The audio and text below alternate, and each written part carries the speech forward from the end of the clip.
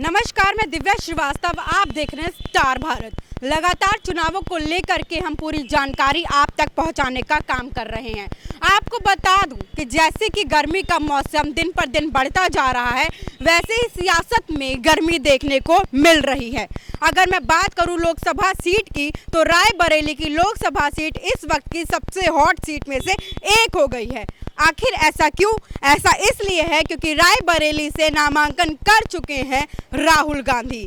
कयास लगाया जा रहा था कि प्रियंका गांधी वाड्रा चुनाव लड़ेंगी रायबरेली से, लेकिन ऐसा बिल्कुल भी नहीं है। चुनाव लड़ रहे हैं राहुल गांधी। अमेठी से पहले चुनाव लड़ रहे थे राहुल गांधी, लेकिन अब रायबरेली से चुनाव लड़ेंगे। साथ ही मैं बता दूं, भारतीय जनता पार्टी से दिनेश सिंह को खड़ा किया गया है उम्मीदवार के तौर पर, और अब राहुल गांधी विशेष दिनेश शर्मा देखने को मिलेगा। लेकिन अगर पिछले दिनों की बात करी जाए तो अमेठी से स्मृति ईरानी चुनाव लड़ रही थी और चुनाव लड़ भी रही हैं इस बार, लेकिन उनके साथ कंपटीशन देखने को मिल रहा था राहुल गांधी का। अब रायबरेली में क्योंकि चुनाव लड़ रहे हैं राहुल गांधी, तो दिक्कत यहाँ आ रही है। स्मृति ईरानी बार बार उनको बोल रही है कि वह मुझसे डर गए, इसीलिए राहुल गांधी ने अमेठी को चुन लिया है।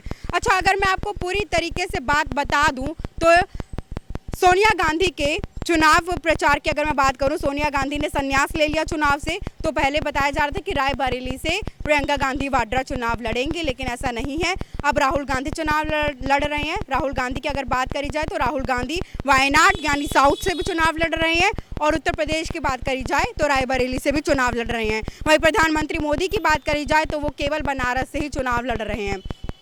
अच्छा, मुख्य बात यह भी है कि आखिर राहुल गांधी रायबरेली से ही क्यों चुनाव लड़ रहे हैं। कि राजनीति है तो कुछ भी हो सकता है, तो यहाँ सच में कुछ भी हो रहा है। इससे पहले जब अमेठी की बात हो रही थी तो अमेठी से राहुल गांधी चुनाव लड़ रहे थे। अच्छा, इसी गर्मा गर्मी में मैं आपको बता दूं, क्योंकि गर्मी का मौसम और राजनीति की गर्मी का मौसम, राहुल गांधी यहाँ से चुनाव लड़ रहे हैं। यहाँ पर जितना जीतना मुश्किल है उतना आसान भी नहीं है। और अगर मैं बात करूं जीतने की, तो राहुल गांधी का इस बार चुनाव लड़ना बहुत ही ज़रूरी है, और जीतना उससे ज़्यादा ज़रूरी हो गया है। क्योंकि अब इंडिया गठबंधन से अगर मैं बात करूं अखिलेश यादव की और राहुल गांधी की, तो इन्होंने फैसला लिया है कि प्रधानमंत्री पद उसी को देंगे जिसके पास ज़्यादा सीटें आएंगी। समाजवादी पार्टी की अगर मैं बात करूँ तो अखिलेश यादव हैं मुख्य चेहरा, और अगर मैं इंडिया गठबंधन की बात करूँ या कांग्रेस पार्टी की बात करूँ तो मुझे मुख्य चेहरा लग रहे हैं राहुल गांधी।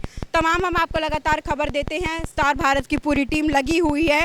और आपको बता दूं कि अगर अमेठी से राहुल गांधी चुनाव लड़ते तो स्मृति ईरानी के लिए भी थोड़ा सा दबदबा बना रहता, क्योंकि स्मृति ईरानी 2019 में चुनाव जीती थी। लगातार जो ये सीटें हैं, अगर अमेठी की सीटें की बात करूं या रायबरेली की सीटों की बात करूं, तो यह जो सीटें हैं ये हमेशा से कांग्रेस के पास रही हैं। लेकिन 2019 में स्मृति ईरानी ने अमेठी की सीट छीन ली थी कांग्रेस से, और यह सीट भारतीय जनता पार्टी को मिल गई। लेकिन इस बार की अगर सीट की बात करूं तो अमेठी से स्मृति ईरानी है, और वहीं दूसरी और भारतीय जनता पार्टी से दिनेश सिंह हैं, यहाँ रायबरेली से और राहुल गांधी हैं। तो तमाम खबर हम आपको लगातार देते रहेंगे। 2024 चुनाव 4 जून को फैसला आ जाएगा। जनता किसको वोट दे रही है, जनता किसको जिता रही है, ये तो आने वाला वक्त ही बताएगा कि कौन होगा प्रधानमंत्री।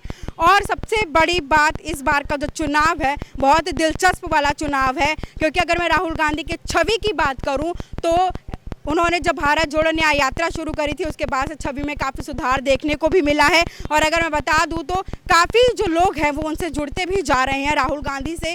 और अगर रायबरेली से, तो इस बार वैसे उनको जीतना बहुत ज़रूरी हो गया। अब देखना ये होगा कि क्या वह जीतते हैं या दिनेश शर्मा जीतते हैं भारतीय जनता पार्टी से। तमाम खबर हम आप तक लाते रहेंगे। बने रहें स्टार भारत के साथ। मैं दिव्या श्रीवास्तव, कैमरामैन इस्लाम अख्तर के साथ, ब्यूरो लखनऊ। धन्यवाद।